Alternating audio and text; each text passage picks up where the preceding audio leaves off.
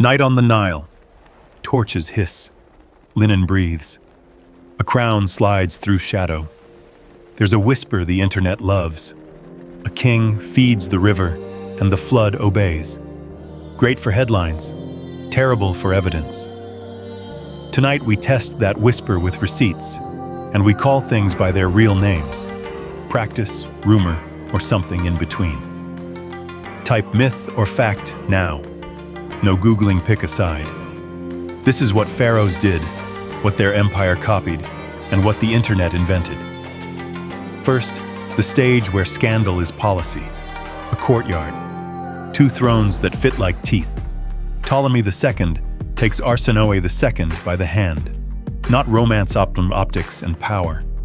They style themselves sibling lovers, polishing blood into divinity so a crowd sees a god, not a gamble.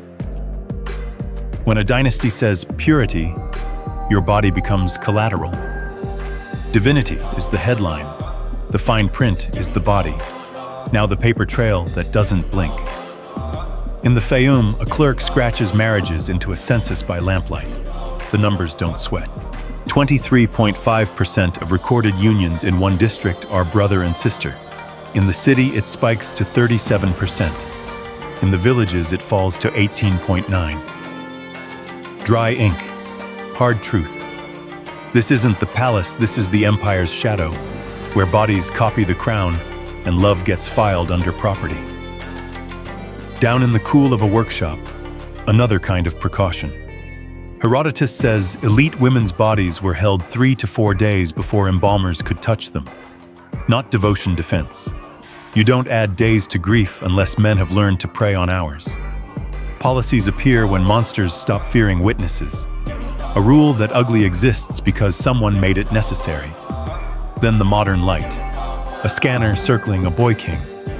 In 2010, a team tested 16 royal mummies. 4 carried the DNA of malaria. Clean lines on a family tree. Messy outcomes in a body.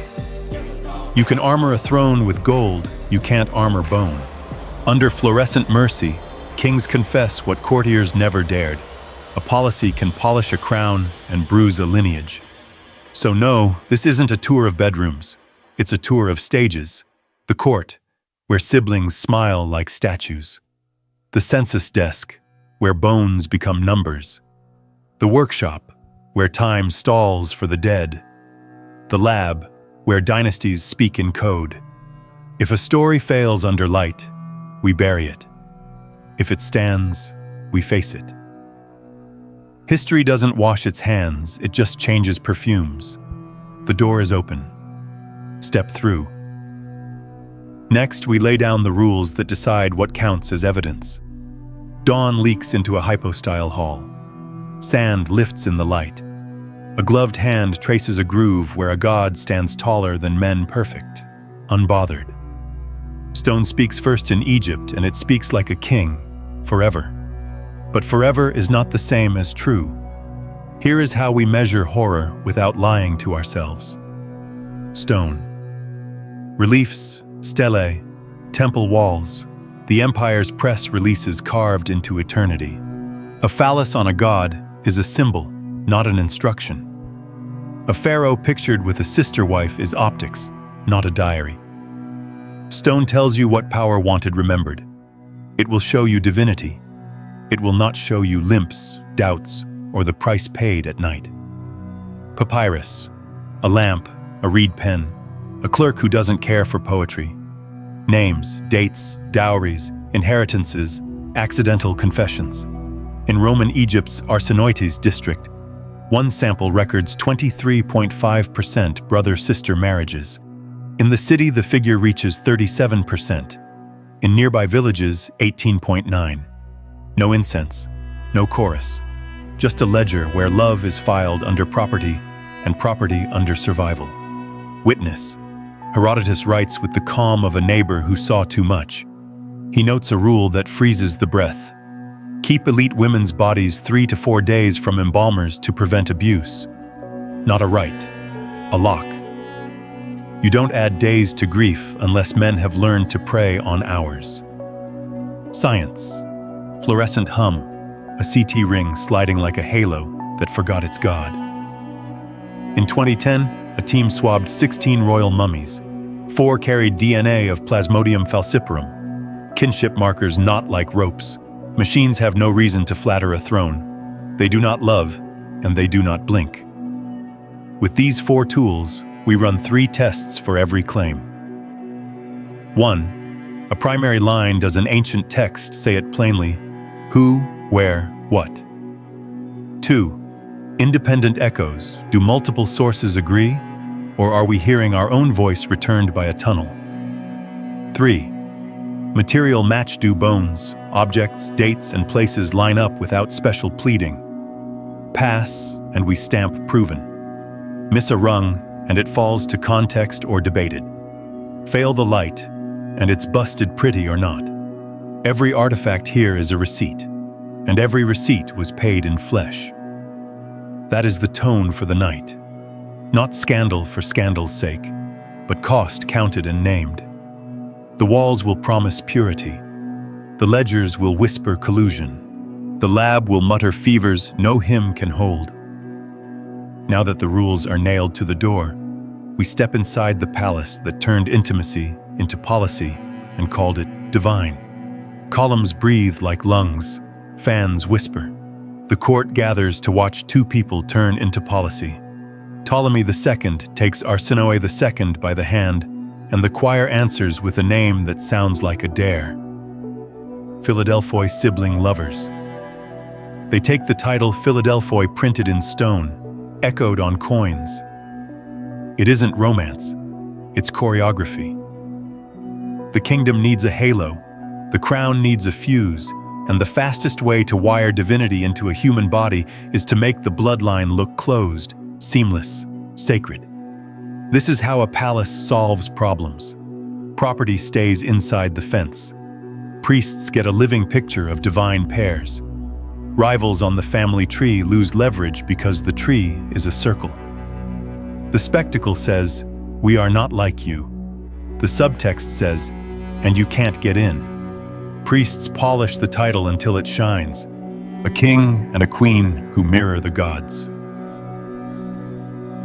Brother and sister as destiny, not accident. That is the trick. Turn scandal into liturgy. Turn a household into a temple. When a dynasty says purity, the contract is written in bone. Centuries tilt, and the logic persists.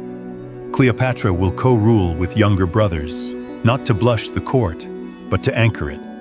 Optics, not vows. In public, the title glows. In private, the arithmetic grinds. Land retained, heirs contained, outsiders restrained. You can hear the calculus in the silence after a proclamation, the sound of gates locking. Call it what it is, a practice. Not a rumor flung across time by bored moderns, not a fever dream invented by enemies, but a deliberate instrument of rule in the Ptolemaic house. It does what good instruments do for power. It concentrates risk, then hides the price. The portraits are smooth as stone. The ledger underneath is not. Does it horrify?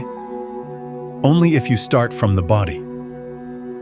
From the throne, it is Tuesday. It is policy in linen. It is a performance that uses intimacy like a seal, pressed hard enough to leave a mark. And the mark doesn't fade when the ceremony ends. It travels into bone, into lungs, into the quiet rooms where queens tried to make princes who could live long enough to wear a crown. The walls here will show you halos. The records will show you fences. The faces on coins will show you symmetry. None of them will show you limps. For that, we leave the marble and step into the light of a lab, where the price of purity speaks without poetry. Fluorescent hum, cold air you can hear. A ring of light slides over a skull, as if measuring a secret. On the monitor, the boy king turning like a moonbone, void, bone again. This is where the gold stops speaking and the body begins. In 2010, a team opened a quiet courtroom. 16 royal mummies on the stand. Swabs, scans, math. 4 carried the DNA of Malaria Plasmodium falciparum whispering from the long dead. Kinship markers looped tighter than a noose. The findings came with caveats, as science should, but the pattern stood there anyway, patient and unamused. You can armor a throne with gold, you can't armor bone. Close-kin unions are not a scandal in the abstract. They are knees that fail, spines that complain, chests that catch fire in the heat. They are canes left in a tomb beside charms that promised more than they could keep. The policy looked divine in a courtyard. In a lab, it looks like pain. Machines don't flatter a dynasty. They don't owe a priest a hymn. They do not blink. A CT ring draws its perfect circles and finds the places where flesh once hesitated. Stress here, weakness there, stories that never made it onto temple walls. Stone writes eternity. Bone writes invoices. This is not a blanket thrown over every coffin with a crown. Dynasties differ. Centuries argue with each other. But in the cluster that tightened blood into a halo, the cost is legible. When a family tree becomes a wreath, the leaves stop breathing the same way. The body keeps the real minutes of a reign, how far a king could walk, how often a queen miscarried, how many nights a physician was summoned and dismissed with a bow. Under fluorescent mercy, kings confess what courtiers never dared. No priest carved a cough into granite. No poet sang a fever. The scanner doesn't care for legends. It counts them and moves on. The report lands like a seal on wax. Policy in linen, symptoms in silence. Call this what it is, the price of a practice. Royal intimacy used as a tool leaves fingerprints where no cleaner can reach inside marrow, behind eyes, along spines that learned to carry more than a crown. The portraits stay smooth. The ledger underneath does not. We will not linger on names. We will linger on cost. Because the horror here isn't a scene in a bedroom. It's a number in a lab, a limp in a hallway, a cane leaning against the door of a room where the air smells like medicine and old prayers. A reed pen scratches like an insect at night. Oil light, paper breath, the small noises of an empire doing its math. This is not a palace scene. This is a room where Egypt becomes numbers. Arsinoetes district, Roman rule. A clerk writes what people swear is private and makes it public. Names, ages, kin, dowries. In one documented sample, 23.5% of recorded marriages are brother and sister. In the city, the figure climbs to 37%. In the surrounding villages, it falls to 18.9%. Dry ink, hard truth, not nationwide, not every decade. But in this ledger, undeniable. Why here? Why now? Because paper is a machine that turns bodies into property and property into policy. Land wants to stay where it is. Inheritance wants straight lines. Taxes want clear faces to chase. A house already bound by blood looks like an answer. Keep fields intact. Keep dowries cycling. Keep outsiders outside. On the street, it sounds like devotion. On the page, it looks like accounting. Do not romanticize the room. There is no choir, no incense, only a pen that doesn't care how a heart beats. It records a brother, a sister, a date, a seal. Love filed under property. Property filed under survival. The empire's needs and a family's fears meet in a handshake no one sings about. Do not universalize it either. This is Roman Egypt, not all Egypt for all time. Other nomes, other centuries, other customs, but the echo matters. The stage trick from the palace make purity look sacred finds a cheaper version in the provinces. The crown teaches a silhouette. Households trace it with whatever ink they have. Call it what it is, an echo that hurts. Not because it is loud, but because it is quiet. A horror that arrives as a signature. No witnesses, no torches, just the soft click of a seal, and 2 lives newly bound to a policy they did not write. The page closes. the policy stays. Numbers do not blush. They also do not explain. Behind each entry is a house with walls too thin for whispers, a mother who weighs risk against inheritance, a sister who becomes a wife because the ledger says it solves a problem. The state applauds with its eyes closed. If you want spectacle, look at coins. If you want truth, listen to paperwork. The palace kept purity for optics. The district kept it for acres. That is how a headline becomes a habit. That is how a practice leaves a bruise you can't photograph. And that is why we read the ledger before we listen to the rumors. A statue on the table. Min, the old fertility god, stands with symbols that shout across centuries. A bowl of lettuce wilts under oil light. Beside them, translations, glossaries, fragments, and a quiet gap on the shelf where a source should be. This is not a temple. It's a courtroom. You've heard the rumor. The king feeds the Nile so the flood will obey. It survives because the symbol is loud, the story is simple, and the algorithm loves a clean shock. But a symbol is not an instruction, and a myth is not a manual. What the texts do say. Min's festivals feature processions, hymns, offerings, the theater of plenty. Lettuce is sacred for the look of its sap, not for a choreographed act by a living king. What the texts do not say. A date, a rubric, a scripted performance by the pharaoh at the river's edge. The cosmogony of Atum creation by himself belongs to the realm of gods. It is not a calendar entry for men. Midpoint check. If your answer changed, comment switched. If you're doubling down, comment stand. 30 seconds from now, we call the river verdict. Run the tests we promised. Primary line. Where is a sentence that says the king performs this rite? Who, where, when? Silent. Independent echoes. Do multiple sources confirm it? Silent. Material match. Does iconography or ritual furniture tell us how, with what objects, in which order? Silent. 3 doors knocked, 3 doors unopened. Look at the walls. Purification scenes, libations, incense, bread, beer, oxen, barley. The grammar of offerings repeats like a litany. Nowhere the act the rumor needs. No rubric, no margin notes, no priestly aside that says, and then the king. Silence is also evidence, especially when the genre loves to boast. Why do we keep meeting this story online? Because symbols travel faster than footnotes. Because a single shocking line sells 1,000 thumbnails. Because people mistake a god's metaphor for a king's job description. The distance between a myth and a ritual is the distance between a crown and a mask. One is worn, the other is performed.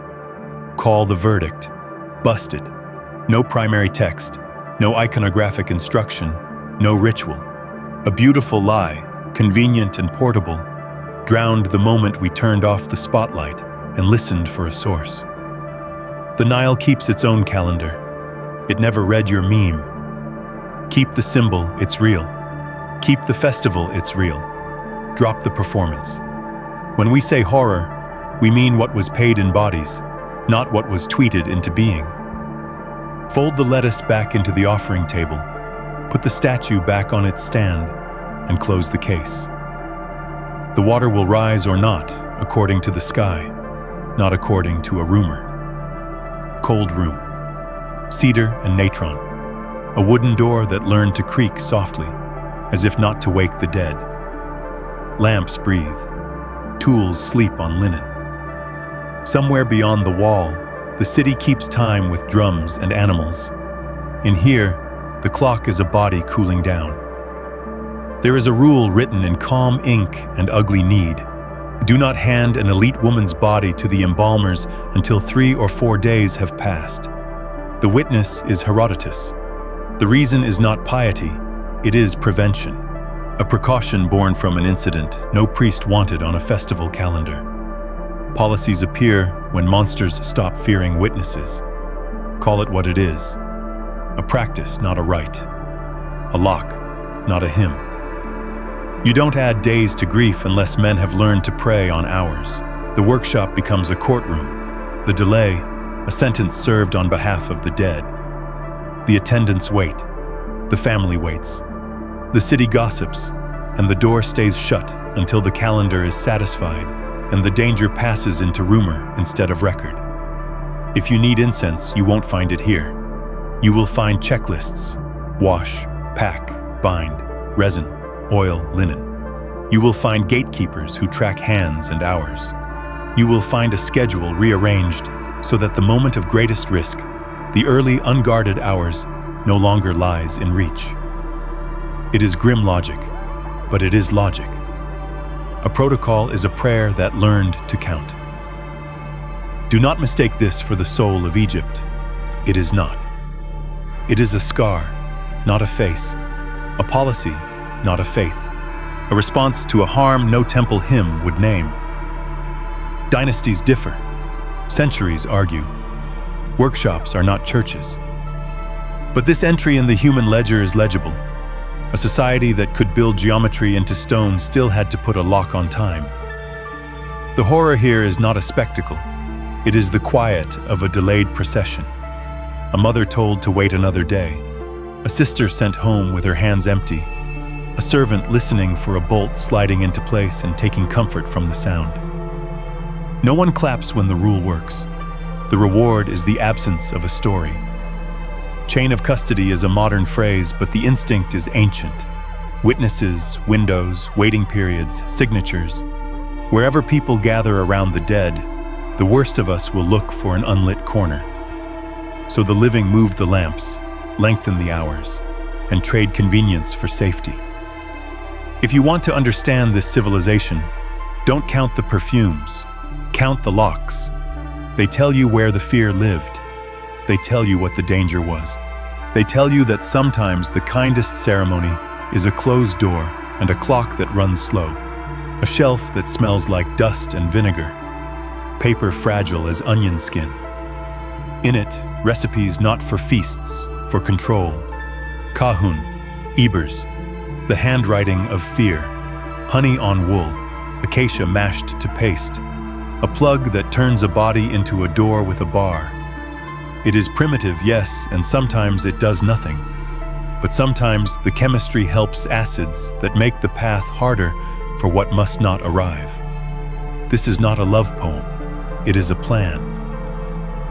Desperate medicine written by steady hands. Other lines read like folklore trying to look like science. Crocodile dung grand as a charm, filthy as a trap. The page does not blush, the body will. Between the words is a woman counting what she can risk and what she cannot. A dowry, a reputation, a mother's warning, a future she may not be able to feed. The recipe is a door she built herself because no one else would. Elsewhere in the archive, a blue blossom floats on a painted bowl, the blue lotus.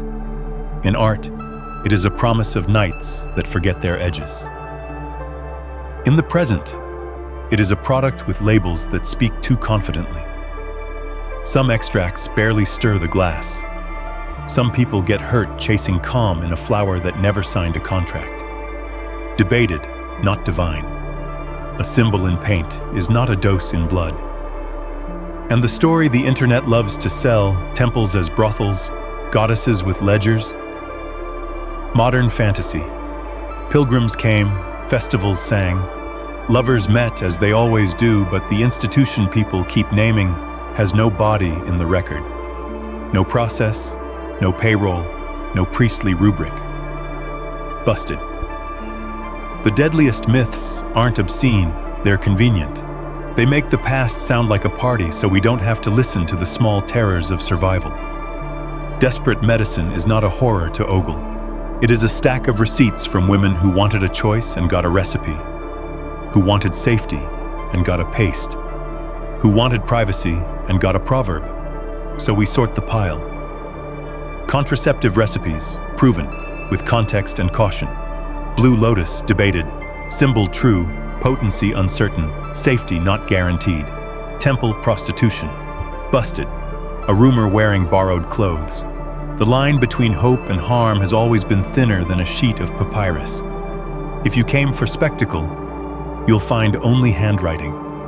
If you came for truth, read what fear taught the hand to write. When medicine is folklore, survival is a rumor too. And rumors, as we have learned, make excellent weapons for people who never have to swallow them themselves. Next, leave the shelves. Walk toward the stage where humiliation is theater and reputation is a blade. There we'll see what power does when even gods need courts. Stage lights on a papyrus court. Gods take the stand because men needed a mirror. In the contendings of Horus and Seth, sex is not romance, it is a weapon. Seth tries to claim the throne by claiming the body. Horus refuses the script, catches the act before it lands, and later turns the scene inside out.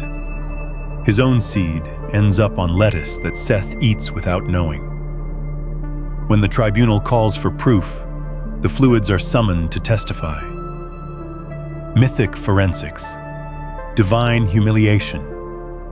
This is theater, and its point is power. Whoever enters another rules him. Whoever resists and reverses wins. The lesson is not about pleasure. It is about dominance branded as destiny. The audience is taught to read conquest in a bedroom vocabulary. A king may rule by decree, but a story rules by echo, the kind that reaches houses and skins. Myth policy, keep that on the screen. No rubric instructs a pharaoh to reenact the gods. No festival charter says, do as they did. The tale explains legitimacy by shame because shame is sticky. It bonds crowds faster than laws do. If you want to see a state's appetite, watch the stories it funds. Now walk forward a few centuries. Alexandria shivers under Roman eyes. Cleopatra steps on stage and never leaves the frame. A pearl drops into vinegar and becomes a fortune in one sip. Or so Pliny tells the world. Chemistry says slow dissolve. Propaganda says instant spectacle. It isn't about a drink. It is about a queen who must be turned into a feast so that her fall tastes righteous. Then the rumor that won't die. Devices made of bees, the queen as invention and scandal. No ancient source gives the body to that machine. It is an urban legend wearing antique perfume. But the lie works because the template is old. Make the woman's body a headline, then sell the moral as news. Empires don't waste a good body, they weaponize it. Turn a woman into an exhibit. Turn a myth into a manual for disgust. If a queen is a carnival, conquest can call itself hygiene. The tactic is tidy. First reduce, then remove. The ledger likes clean lines. What do we stamp here? Mythic humiliation. True in texts, false as policy. Roman smear, documented in ink, exaggerated in chemistry, padded by rumor. The horror is not the heat of an act. It is the cold of a system that keeps finding new rooms to stage the same lesson. When a story can make you blush, it can make you obey. Leave the stage.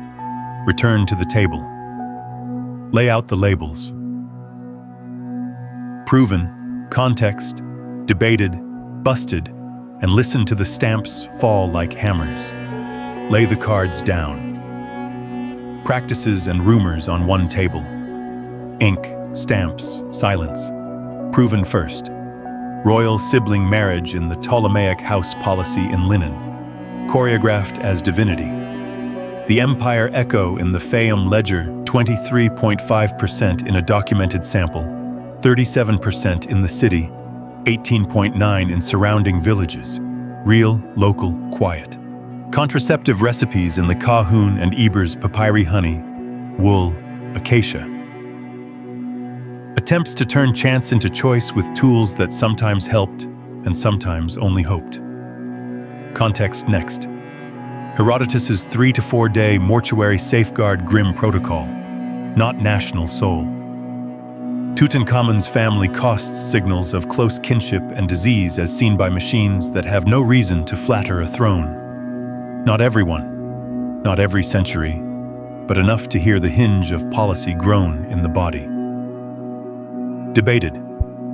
The Blue Lotus? Art certain, pharmacology uneven, safety uncertain in the present. Symbol true, dosage unpredictable. Believe the painting, interrogate the bottle. Busted. The Nile performance by a king, no primary line, no iconographic rubric, no ritual. Temple prostitution as an institution, modern fantasy in antique clothing. Beautiful lies travel well. They drown the moment the receipts arrive. Verdict delivered. If a myth died for you tonight, comment unmasked. If one survived, comment still standing and bring your best source. 20,000 likes and we open the next file. Cleopatra, the most dangerous lies we still believe. Listen to the table as the stamps fall. Proven. Context. Debated. Busted. Hammers without music. Each sound is a body we refuse to turn into spectacle. A rumor we refuse to baptize as fact. A practice we refuse to excuse because it wore gold. What do the outcomes teach? That power does not need pleasure to be horrific. It needs a stage and an audience. The stage was a court, a ledger, a workshop, a lab. The audience was everyone who learned to read halos as instructions. The cost sits where it always sits, in knees, in spines, in rooms that smell like oil and old prayers. You came for secrets. You stayed for receipts. Keep both. The myths that fed the internet can go back to the shelf. The practices that scarred bodies cannot. We do not wash our hands of this history, never does. It only changes perfumes. Close the folder. Hear the hinge. Leave the symbols where they belong, and take the arithmetic with you. If you forget everything else, remember this. Horror is not a rumor. It is a receipt. And receipts survive even when palaces turn to sand.